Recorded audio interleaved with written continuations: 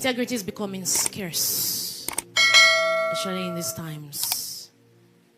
It's becoming very scarce. People celebrate success, celebrate achievements, but a good character is lacking. Good character of integrity. People are quick to celebrate fame, achievements, successes, name it. In appearance, your appearances, how good you look, how radiant. But character of integrity is something that is really scarce.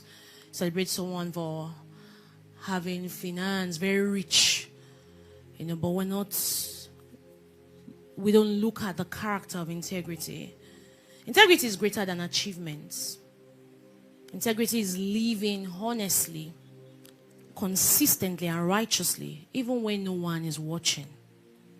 So I'm not talking about the things that you do when people are watching. When no one is watching, what is your lifestyle? What are you living by? What's your lifestyle? Integrity is living honestly, consistently. Bring it down, please, a little. Integrity is living honestly, consistently and righteously, even when no one is watching. It's not just about what people think you are. It's who are you really before God. It's not about what people think you are. It's before God. Who are you? Men can applaud you, but does God applaud you? Living a life of integrity. Number one, integrity is testing when no one is watching. Integrity is testing when no one is watching. So when no one is clapping, watching, or rewarding you, it's about pleasing God even when it costs you something personally. Let's look at Proverbs 15 verse 3, NIV. Proverbs 15 verse 3, NIV. It says, the eyes of the Lord are everywhere. So what it means is that God's eyes are spiritual CCTV. The eyes of the Lord are everywhere, keeping watch on the wicked and the good. The eyes of the Lord are spiritual CCTV cameras. So, if you are in your office and there are no CCTV cameras, the eyes of the Lord are spiritual CCTV watching you. The eyes of the Lord are everywhere, keeping watch on the wicked and the good. Integrity is not proven in the spotlights. It is proven in the secret place. Integrity is not proven in the spotlights. It's proven in the secret place. Let me give an instance, for example. Imagine there's no CCTV camera. In fact, there's no CCTV camera in church or your workplace. And somehow, you close from work or you close from church and you just see an envelope that is forgotten. Somebody misplaced. You just saw an envelope just carelessly abandoned. And then by the time you picked it, you opened it, you see $5,000. What will you do? Huh? All right, so before you answer that, let me give you issues that happen in your life. So let's say, for example, your mom is due for surgery. And the doctor has told you that, if by the following week you don't bring her to the hospital, she's going to die. Or let's say your rent is due and in fact, the next day, you've already served you quick notice. So you know that you just have one night in your house and you don't have anywhere you can get money. You even trekked to church. There's no, you don't even have any hope for a living. And you see this envelope abandoned. You see $5,000. What will you do? Miracle money, Avi. Sometimes integrity, you can never really know how much you can do until you are faced with a situation. It's easy to respond, but it's not easy to live out your response.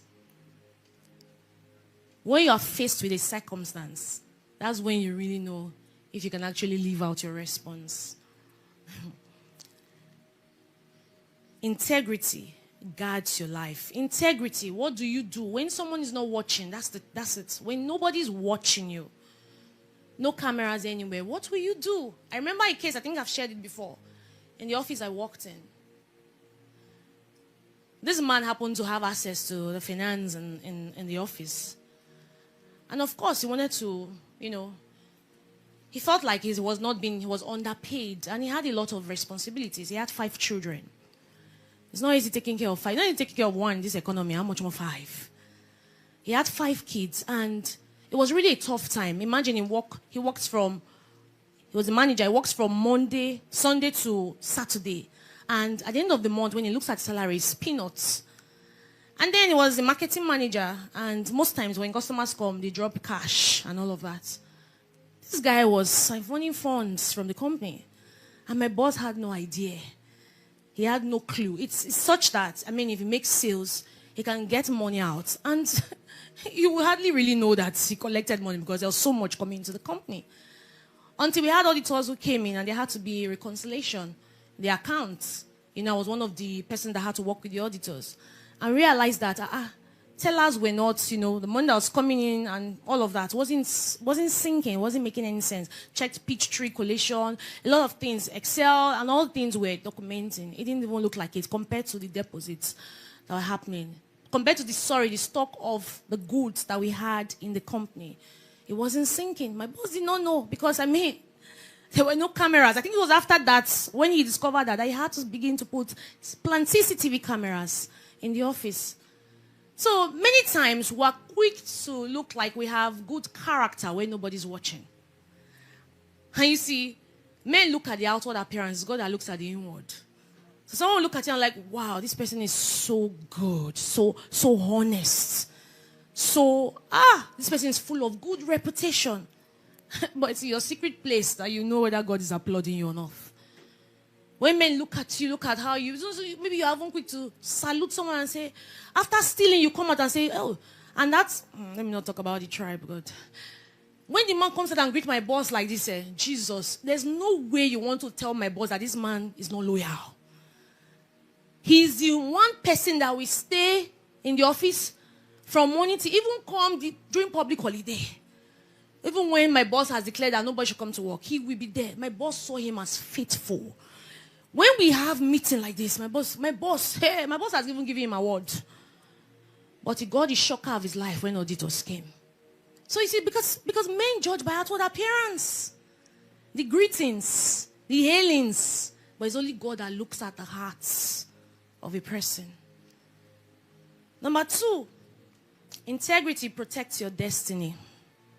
It protects you. Integrity protects your destiny.